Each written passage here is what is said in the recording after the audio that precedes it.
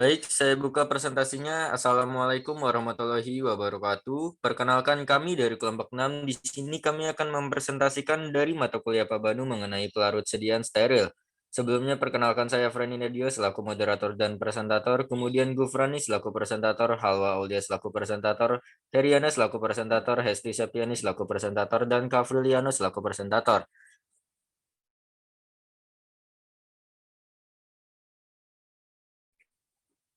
Pengembangan formulasi. Pengembangan formulasi yang harus diperhatikan yang pertama pemilihan bahan aktif, bahan tambahan. Kemudian yang kedua pemilihan pH larutan yang berkaitan dengan stabilitas obatnya dan sifat isohidri sediaan.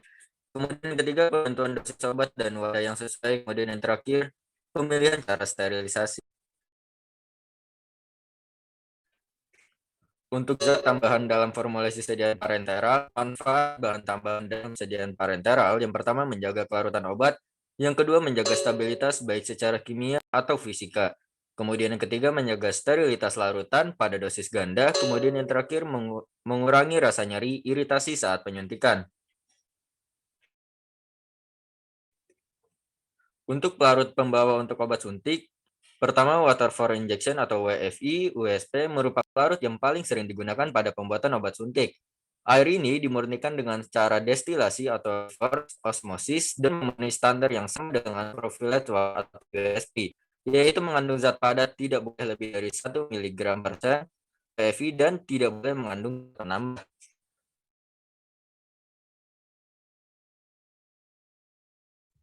Selanjutnya, WFI tidak steril tapi harus bebas pirogen, menyimpan pada wadah tertutup rapat pada suhu di bawah atau di atas kisaran di mana mikroba dapat tumbuh, wadah dari gelas atau dilapisi gelas. Yang kedua ada steril WFI atau USP adalah air obat suntik yang telah disterilkan dan dikemas dalam wadah-wadah dosis tunggal yang tidak lebih besar dari 1 liter. Steril bebas pirogen dan tidak boleh ada zat tambahan lain atau zat antimikroba. Selanjutnya digunakan sebagai pelarut, pembawa, atau pengencer obat suntik yang telah disterilkan dan dikemas atau penambahannya dilakukan secara aseptis. Contoh penambahannya steril WFI pada serbuk kering ampicillin. Yang ketiga, bakteriostatik WFI atau USP adalah air steril untuk obat suntik yang mengandung satu atau lebih zat antimikroba yang sesuai.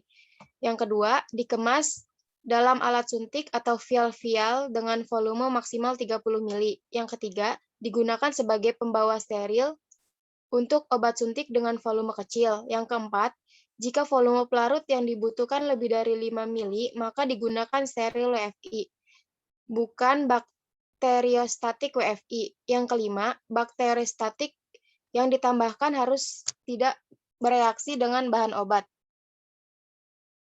Yang keempat, NaCl injection USP adalah larutan steril dan isotonik NaCl dalam air untuk obat suntik, tidak mengandung antimikroba. Yang kedua itu kandungan ion Na dan Cl dalam obat suntik sama dengan 154 mg per liter, digunakan sebagai pembawa steril dalam larutan atau suspensi obat. Yang kelima, injeksi bakteriostatik NaCl adalah NaCl injeksi yang mengandung bakteriostatik. Yang keenam, Ringer's injection atau USP berisi NaCl kalium klorida dan kalsium klorida dalam air untuk obat suntik atau kadarnya sama dengan kadarnya dalam cairan badan. Digunakan sebagai pembawa obat atau sebagai elektrolit.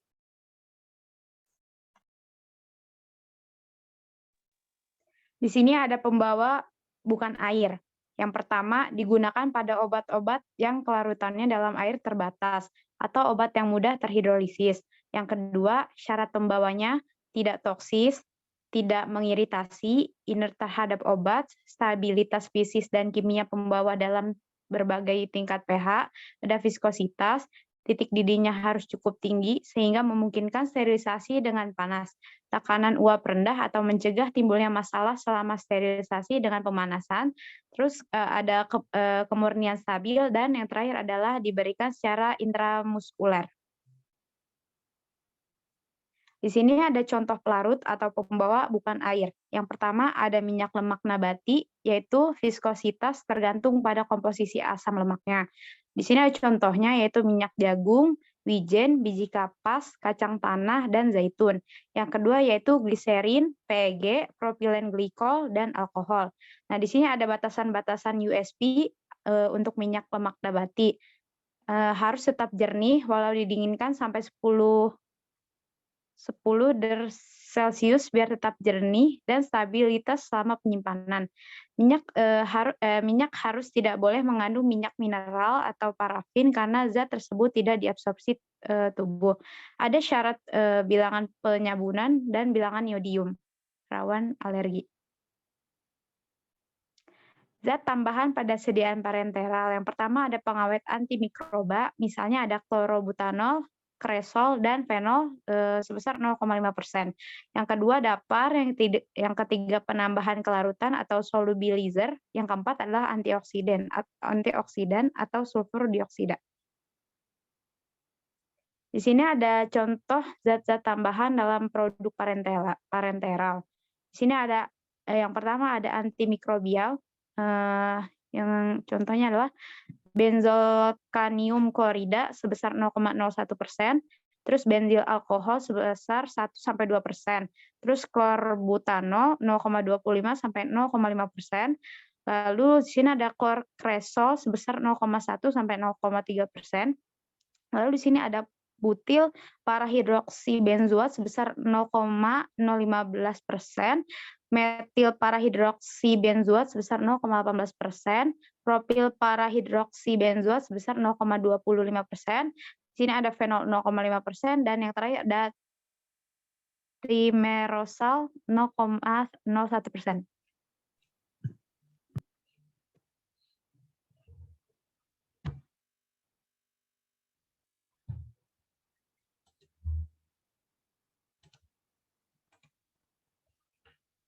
Oke, baik. Saya akan lanjutkan. Yang kedua adalah antioksidan.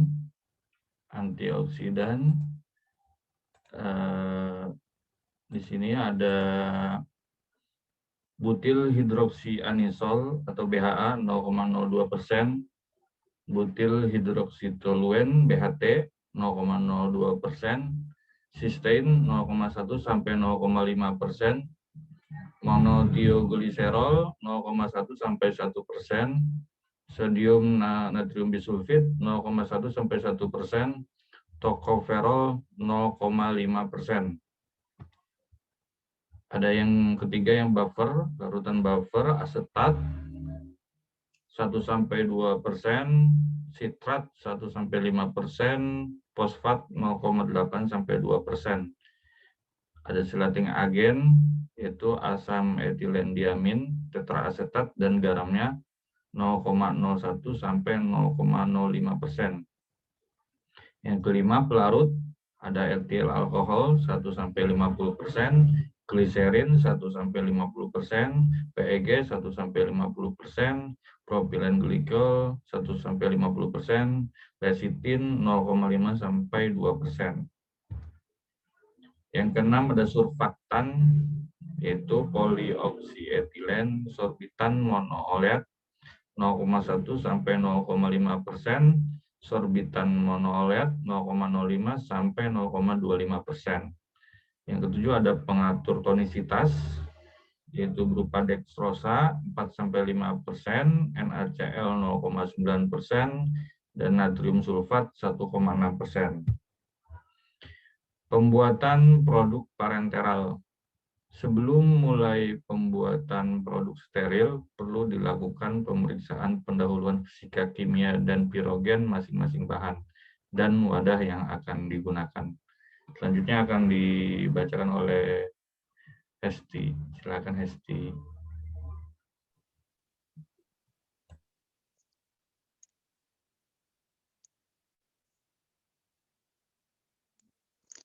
Yang perlu diperhatikan dalam pembuatan produk parenteral yaitu yang pertama, pemeriksaan fisikokimia dan pirogen masing-masing bahan yang akan digunakan. Yang kedua, pemeriksaan wadah gelas, vial, ampul, plastik, atau tutup karet. Yang ketiga, untuk bentuk sediaan suspensi injeksi dibuat dengan menghaluskan obat dengan bola penggiling atau alat lain yang sesuai. Untuk masing-masing bahan membutuhkan pensterilan karena terkadang keutuhan suspensi atau viskositas dapat berubah dengan sterilisasi dengan autoklav, sehingga akan mempengaruhi ukuran partikel tersuspensi. Yang keempat, jika membuat emulsi injeksi, pencampuran dapat dilakukan dengan homogenizer.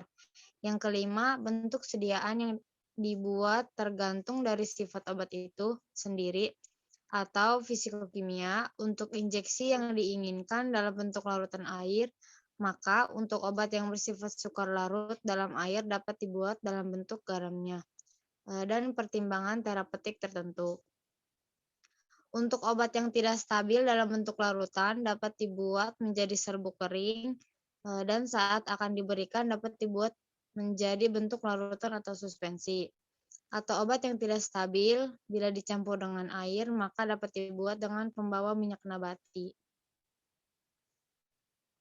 Yang keenam ada CPOB mensyaratkan tiap wadah akhir injeksi harus diamati satu persatu secara fisik.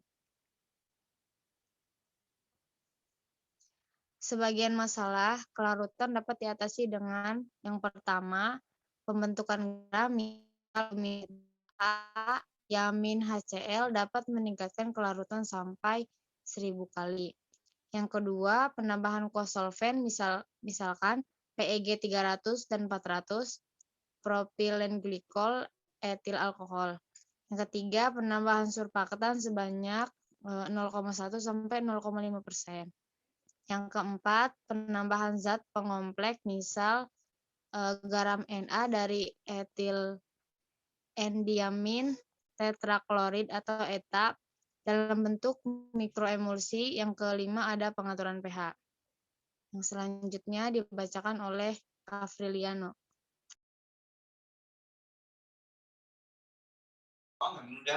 Pengemasan dan penyimpanan produk parental. Yang pertama adalah wadah obat suntik, termasuk tutupnya harus tidak berinteraksi dengan sediaan, baik secara fisik maupun kimiawi, sehingga akan mengubah efektivitas zat aktif. Selanjutnya wadah dari gelas harus jernih untuk memungkinkan pemeriksaan isinya. Selanjutnya ada beberapa tipe gelas yang digunakan untuk sediaan farmasi, ada 4 tipe gelas.